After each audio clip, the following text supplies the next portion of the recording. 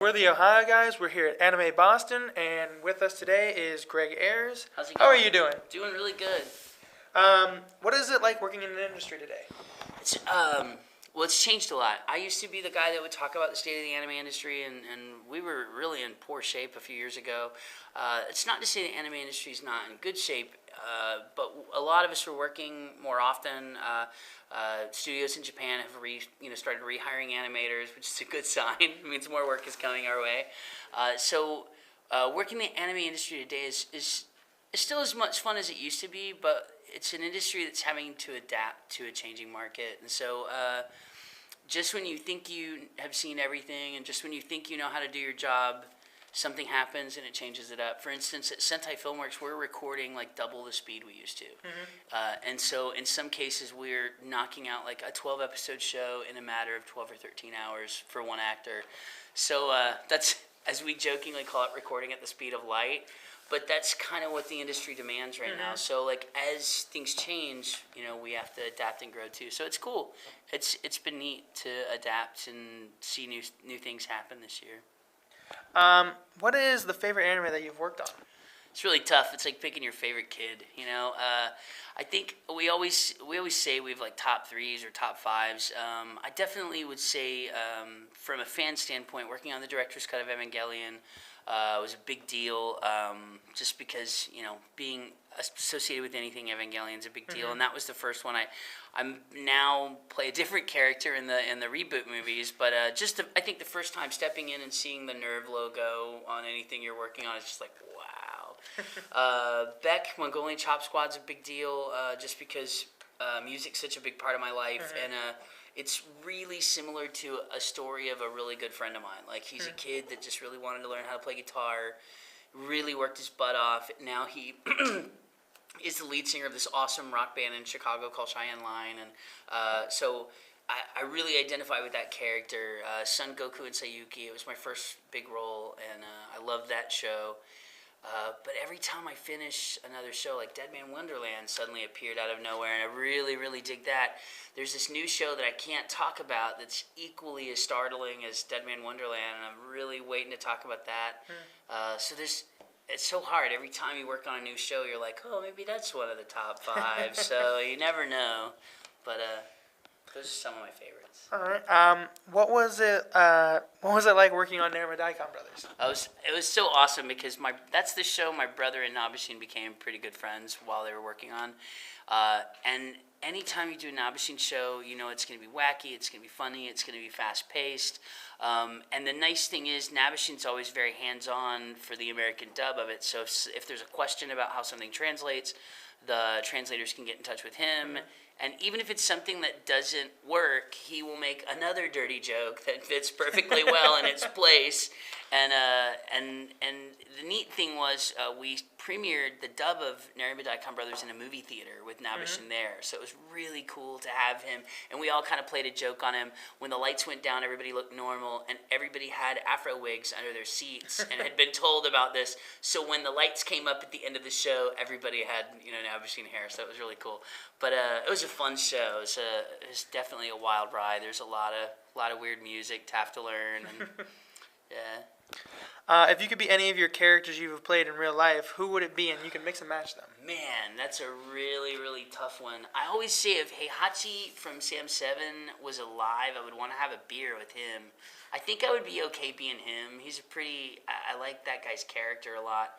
But I have to say, man, it's tough. I really like my character in Speedgrapher a lot. This spooky girl boy that has the thing on his nose. By the time you figure out what his superpower is, it's too late. The person that's going to experience is done for. So I really like that character. I think Sujido from Speedgrapher would definitely be in the top list of people. Is there anything coming out that you can talk about right now? I wish I could. It sucks because it's a title that's been announced, but we can't talk about the cast yet. And so, like, I can say, oh, I'm really excited about this show coming out, but I can't say, and it's a really spectacular show. I just finished a show, and it's one I'm probably one of the most proud of it was a film in Japan.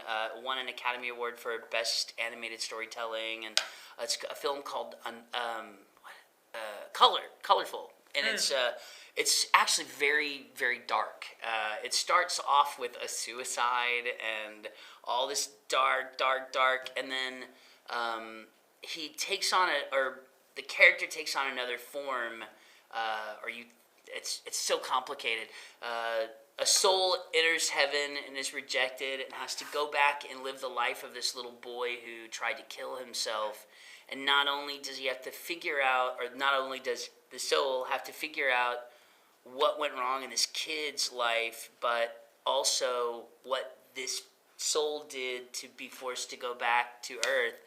And so, aside from there being a lot of really deep storyline, there's also some funny, quirky anime comedy because this person is in someone else's body. Mm-hmm. So they have no idea, like, once they get home, he doesn't know where his room is. So there's all these things that happen, but it's a show that, to start off so dark, ends up turning around in such a neat way, and like, I can definitely see how it won that award because it's a fantastic story.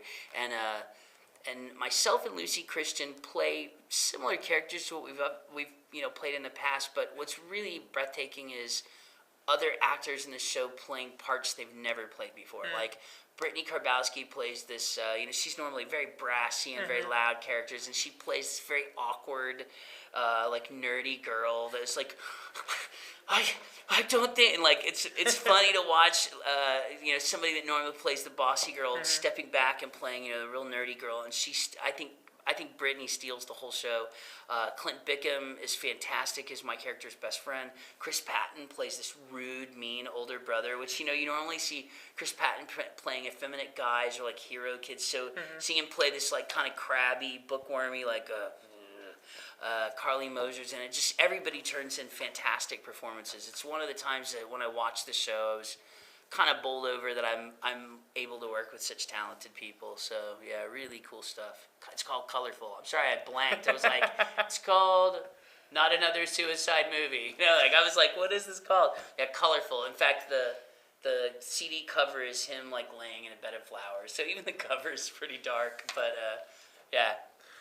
Which do you enjoy more, voice acting or being a DJ? Uh-oh, truth comes out. I love acting, but music is in my blood. I love organizing big parties. I just explained this to another guy who was asking me about music.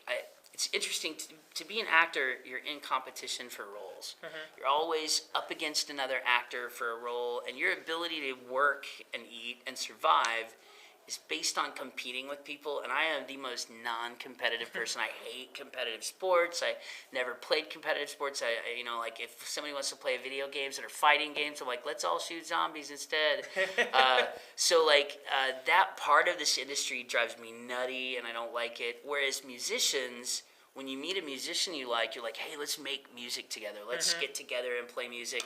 And so while I've gotten to play in other countries and while I've gotten to organize it, like the party here last year was monstrous, and OhioCon's party is like at 3,500 people now. So like I love doing those parties, but my favorite part about those is promoting other young DJs and getting, teaching them to work together and working with old guys that I like playing music with. And so, music is right at the top. And it's funny because, I love acting. I was at a con, and the guy that was my handler got to watch me play music later that night. He's like, oh, there's no question which is your favorite. And I was like, oh, yeah, it's very obvious once you've seen me do it. But I like that I get to do both, It's not bad to act during the day and jam at night, so... Do you have any fan pages on Facebook, Twitter, or any other social medias? God, I have a Twitter.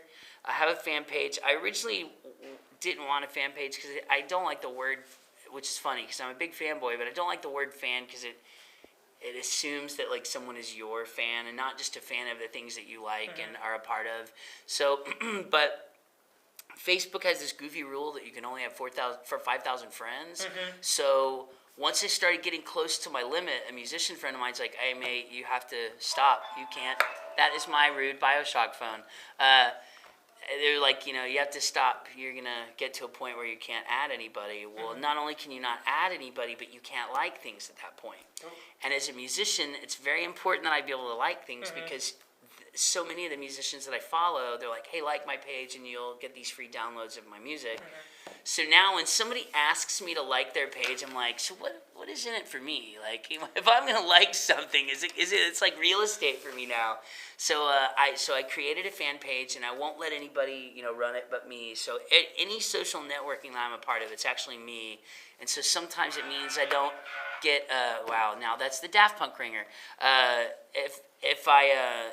If it means I don't get to answer people right away, the good thing is you're never getting like some person pretending to be me. I'm pretty much all over. I like LiveJournal, Facebook, Twitter, Tumblr. My Tumblr is kind of hidden because it's really just for my goofy sense of humor. But and a website that I haven't updated in I think like 9 years now. It's like I'm so excited to be attending ACE in 2004. So like it's pretty funny. All right, thank you for joining us today. We're the Ohio guys at Anime Boston. I'm David, and this is Greg. See you guys later. Thanks for